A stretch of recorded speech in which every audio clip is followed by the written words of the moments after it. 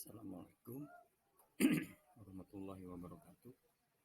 Anak-anak sekalian, pada kesempatan ini kita bertemu kembali di mata pelajaran Sosiologi kelas 10 dalam pokok bahasan interaksi sosial. Pada pokok bahasan ini, kompetensi awal yang ingin disampaikan oleh Bapak yaitu mengaitkan materi pembelajaran yang akan dilakukan dengan pengalaman peserta didik terhadap materi sebelumnya. Jadi untuk mengingatkan kembali materi, nanti Bapak akan memberikan pertanyaan-pertanyaan tertentu kepada kalian. Kemudian profil pelajar Pancasila yang akan digali pada materi ini adalah gotong royong, penalaran kritis, kemudian kreatif. Anak-anakku sekalian, pengertian interaksi sosial banyak para ahli sosiologi yang mengungkapkan definisi mengenai interaksi sosial. Di antaranya adalah Walgito. Dia mengatakan bahwa interaksi sosial adalah hubungan antara individu satu dengan individu lain, individu satu dengan mempengaruhi individu yang lain, atau sebaliknya, sehingga terdapat hubungan yang saling timbal balik.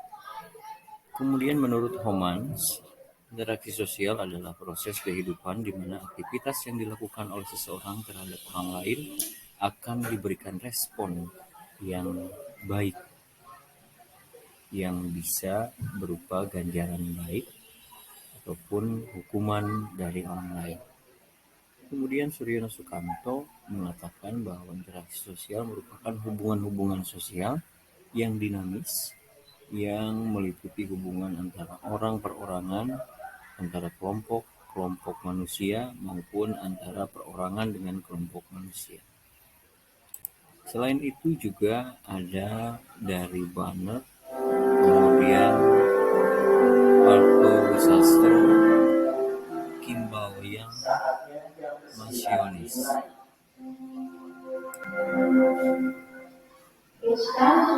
Kesimpulannya bahwa yang disebut dengan interaksi sosial adalah hubungan timbal balik antara individu dengan individu, individu dengan kelompok, maupun kelompok satu dengan lainnya.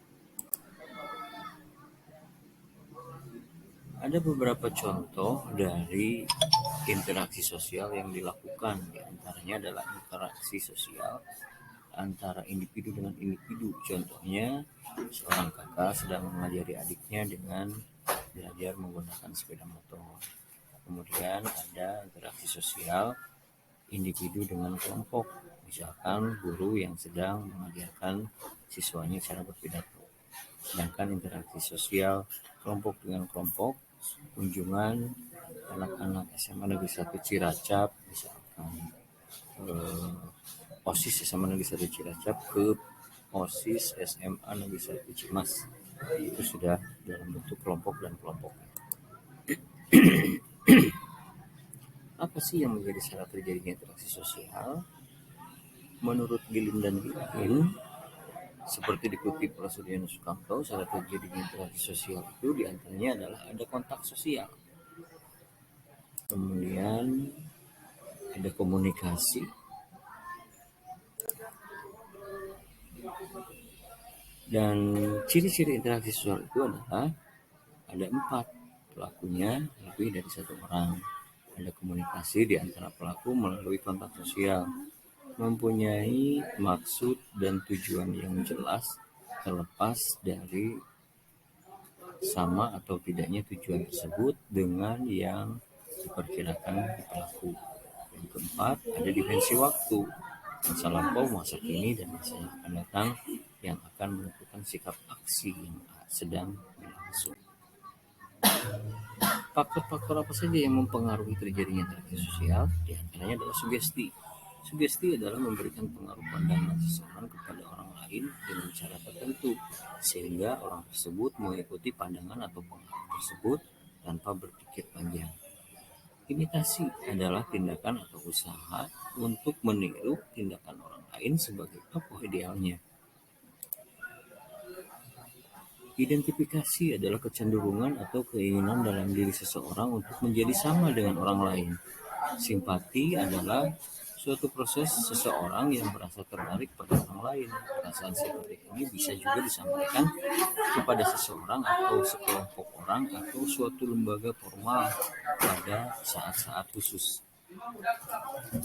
Empati adalah kemampuan mengambil atau memainkan peranan secara efektif dan seseorang atau orang lain dalam kondisi yang benar-benar terpengaruh, seolah-olah ikut merasakan apa yang dirasakan oleh orang lain tersebut, seperti rasa senang, sakit, susah, dan bahagia. Motivasi adalah dorongan, rangsangan, pengaruh, atau stimulus yang diberikan seorang individu kepada individu yang lain sedemikian rupa sehingga orang yang diberi motivasi tersebut menuruti atau melaksanakan apa yang dimotivasikan secara kritis, rasional, dan penuh tanggung jawab. Nah, itu untuk memahami lebih lanjut, Bapak minta silakan buatlah masing-masing contoh dalam kehidupan sehari-hari di lingkungan keluarga mengenai sugesti, contoh dari sugesti, contoh dari imitasi, identifikasi, simpati, empati, dan motivasi. Tulis di kolom komentar, cantumkan pula nama dan kelas pada konten ini. Jangan lupa subscribe, like, dan share. Oke? Terima kasih atas perhatiannya. Wassalamualaikum warahmatullahi wabarakatuh.